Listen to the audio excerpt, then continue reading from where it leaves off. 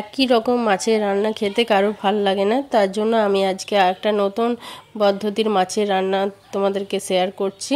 তো আজকে রান্নাটা খুবই টেস্টি হবে, তার জন্য আমি এখানে কাতলা মাছ নিয়েছি। আর আজকে আমি কাতলা মাছের সাদা ক্যারি বানাবো। তো এখানে আমি কাতলা মাছ নিয়েছি 6-7 পিসের মতো।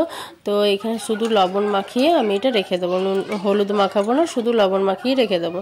আর এখানে কিছু গোটা গরম মশলা নিচ্ছি, এখানে ধনে, জিরে, শুকনো লঙ্কা আছে, আর দারচিনি, ছোটো এলাচ, বড় এলাচ একটা, আর কিছু নিয়েছি লং, 4-5টার মতো লং নিয়েছি। তো এখানে শুকনো খোলা চাপিয়ে দিয়েছে ফ্রাইং প্যান। তো এটার মধ্যে আমি এটা খুব ভালো করে গরম করে নেব।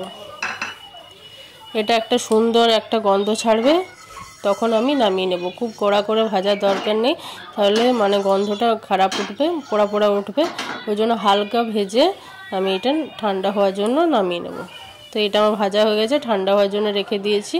তো আর এখানে পেঁয়াজের পেস্ট, আদা রসুনের পেস্ট, আর এখানে নিয়েছি 7-8টার মতো কাজু নিয়েছি, যেগুলো আমি ভিজিয়ে রেখেছিলাম জলে।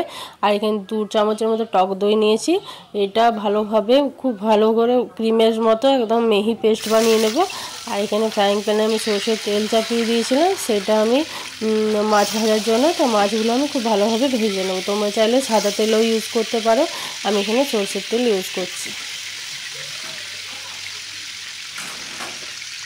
তোমরা এই মাছটা আমি কাতলা মাছের বানিয়ে তোমাদেরকে দেখাচ্ছি, তোমরা চাইলে রুই মাছেরও বানাতে পারো।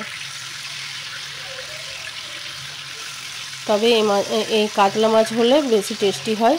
এই রান্নাটা সাধারণত বিয়েবাড়িতে আরে কাতলা মাছেরই বেশি বানাই, ওই জন্য আমি কাতলা মাছই নিয়েছি।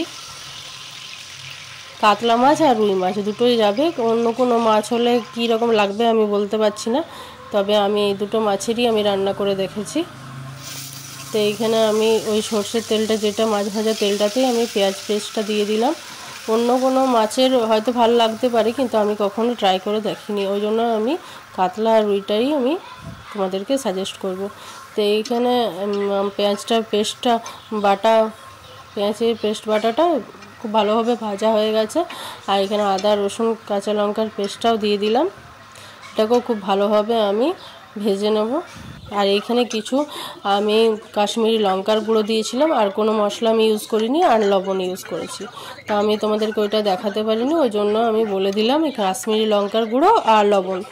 আর এখানে যে কাজু পেস্টটা, আমি কাজু আর দইয়ের যে পেস্ট করে রেখেছিলাম, সেটাই আমি দিয়ে দিলাম। এবার খুব ভালোভাবে কষিয়ে নেব এটা। এটাতে বন্ধুরা বেশি কিছু মশলা ইউজ হয় না, খুব হালকা মশলায় যা কিছু বাটা মশলা ইউজ হয়, গুঁড়ো মশলা একদম কম ইউজ হয়। আর এখানে একটুখানি চিনি দিয়ে দিলাম, মানে টেস্টটা ব্যালেন্স করার জন্য। এখানে তোমরা দেখতে পাচ্ছ তেল ছেড়ে দিয়েছে।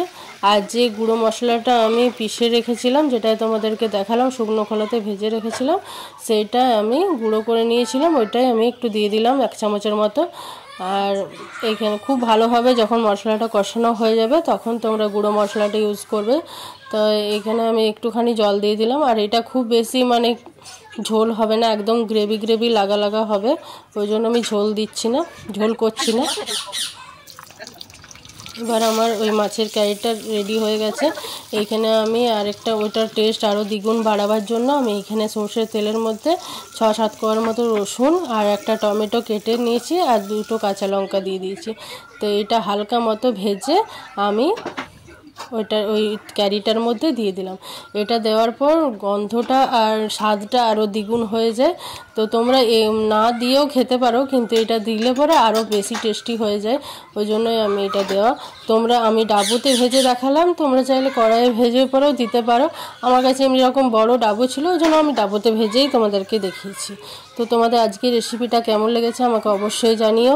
আর যদি ভালো লেগে থাকে আমার চ্যানেলটাকে সাবস্ক্রাইব করে আমার পাশে থেকো। আর তোমরা যারা ফেসবুক থেকে দেখছো, তারা আমার চ্যানেলটাকে ফলো করো। আর এরকম নতুন নতুন রান্না দেখার জন্য তোমরা আমার চ্যানেলটাকে ফলো করে রেখো। ধন্যবাদ।